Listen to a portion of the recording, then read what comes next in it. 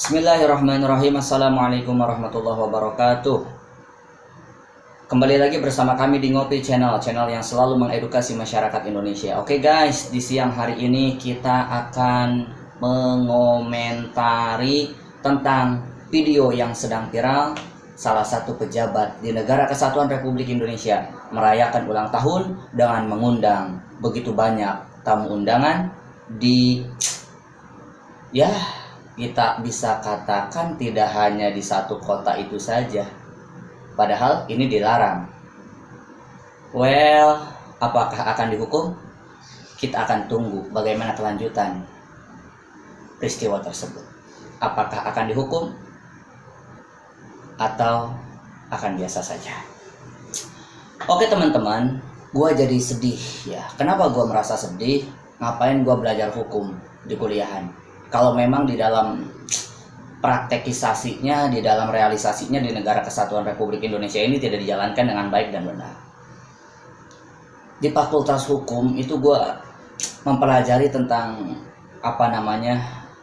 Undang-Undang Dasar 1945. Gue jadi ingat kalau nggak salah nih di pasal 28D itu sangat jelas bahwa setiap anak bangsa Indonesia wajib mendapatkan hak-hak hukum yang adil.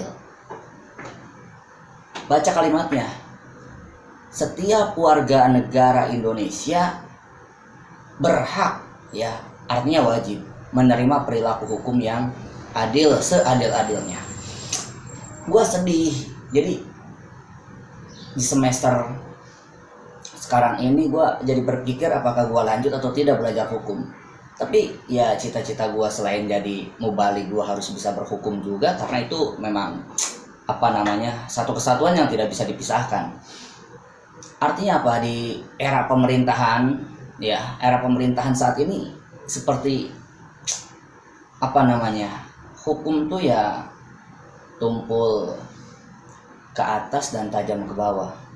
Gue tidak mengatakan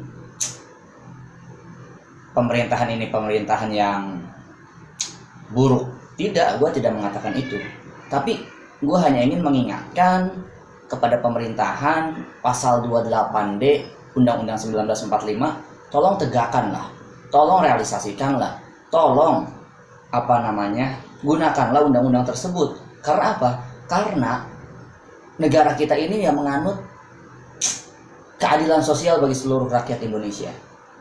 Kita diajarkan dari kelas tingkat dasar, menengah kita diajarkan lagi, kemudian ketika di tingkat atas kita diingatkan lagi, di kuliahan kita ada pelajaran lagi tentang Pancasila.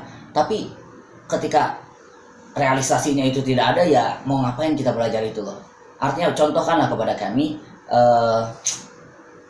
selaku the next generation di bangsa Indonesia ini, supaya merasa dihargai ketika gua belajar hukum bersama teman-teman, dan kalian pun di atas ya menegakkan hukum seadil-adilnya. Itu yang pertama, pasal 28D. Yang kedua, di dalam buku yang gua punya berjudul tentang panduan praktis bila Anda menghadapi perkara pidana. Di buku ini jelas bro, bahwa tujuan utama keberadaan hukum adalah untuk kemaslahatan manusia. Hukum untuk manusia, bukan hukum untuk hukum. Tapi faktanya yang terjadi, hukum hanya bermanfaat bagi mereka yang memiliki uang dan jabatan. Lantas, mungkinkah manfaat hukum juga bagi mereka yang lemah? Jadi ini bagus banget nih buku, ya. Buku yang ditulis oleh Dr. Andes Soeharto SHM Hum diawali dengan kata itu. Jadi seakan-akan ini hukum, kita belajar hukum, jadi seakan-akan bilang seperti ini, kita belajar hukum, tapi realisasinya kan sama nggak dengan teori apa yang kita pelajari di kuliahan. Nah seperti itu. Tapi ya sudah ada gambaran ketika memang mereka yang punya uang melakukan kejahatan, melakukan kesalahan, seakan-akan hukum tidak berjalan dengan sempurna. Gue katakan tidak berjalan dengan sempurna. Gue tidak mengatakan 100% hukum itu tidak dijalankan dengan sempurna. Gue selalu ingat perkataan salah satu pejabat lah ketika memang kita komentar kepada pemerintahan, ada istilah ya laporkan saja ya, US di hari ini gua laporkan secara seperti ini saja.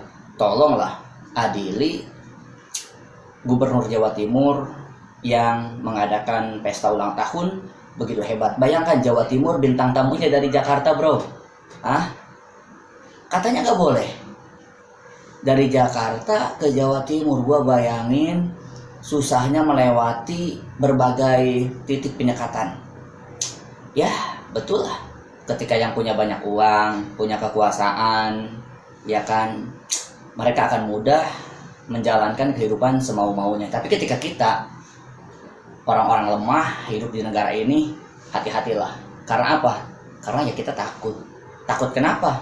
Ya, maksudnya gini loh, kita pengen seperti mereka mudik dan lain sebagainya, ziarah dan lain sebagainya, ya kan? Tapi kemarin-kemarin kita ditahan, kita dilarang, padahal kita ingin berjumpa sama orang tua kita. Oke lah, itu sudah lewat, tidak usah diungkit-ungkit kembali. Tapi kan sesuatu yang sudah terlewat, ketika itu memang bisa dijadikan argumentasi, ya menurut dosen gue, yaitu termasuk argumen juga, argumen histori disebutnya menurut dosen gue. Jadi lah, adililah seadil-adilnya. Jangan guru kita, ya Imam Besar Habib Rizik bin Hussein bin Syihab, hanya mengundang beberapa saja, kemudian yang datangnya memang itu adalah keinginan mereka sendiri, kemudian sampai sekarang belum selesai-selesai. Guru kita Habib Bahar bin Ali bin Smith, apa yang sedang terjadi? Gua terkadang bingung dengan keadaan negara kita yang seperti saat ini. Bingungnya, mau ngapain ada hukum, mau ngapain selalu berargumentasi negara kita negara hukum, ya kan? Kalau memang hukum itu hanya dijalankan tidak seimbang, tidak seimbang, ya ke atas tumpul, ke bawah benar-benar tajam. Jadi kesimpulannya itu, gua pengen gua berharap sih kepada pihak kepolisian, ya jangan merasa takut walaupun yang berbuat salah itu adalah gubernur, walaupun yang berbuat salah itu wali kota, walaupun yang berbuat salah itu bupati, bahkan walaupun yang berbuat salah itu mereka yang punya jabatan tersendiri. Artinya apa?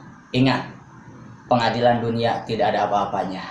Anda, para penegak hukum, saya hormat, saya salut, apalagi pihak kepolisian yang akhir-akhir ini begitu capek, bahkan bukan capek tenaga, capek batin juga, harus caci maki sama para pemudik yang nekat menerobos penyekatan. Saya angkat jempol, semoga Allah Subhanahu wa Ta'ala balas kebaikan Anda semua. Tapi ingat juga, adililah seadil-adilnya orang-orang yang melanggar hukum di atas negara kesatuan Republik Indonesia. Ingat, Allah mengatakan, Allah berfirman, Allah memerintahkan, innallaha ya'murukum bil 'adli wal ihsan. Allah memerintahkan kita selaku umatnya, selaku hambanya untuk berbuat adil dan berbuat kebaikan. Ketika pejabat berbuat salah, hukum. Ketika yang punya uang punya salah, hukum. Jangan hanya orang-orang yang tidak memiliki kekuasaan dan uang saja yang bisa dihukum secara cepat. Mudah-mudahan sedikit komentar ini bisa sampai kepada Bapak Gubernur Jawa Timur, ya. Saya bukan marah, saya tidak benci, tapi saya justru sayang sama negara ini, sama bangsa ini. Gunakanlah undang-undang sebaik mungkin. Wal afu minkum. Wassalamualaikum warahmatullahi wabarakatuh.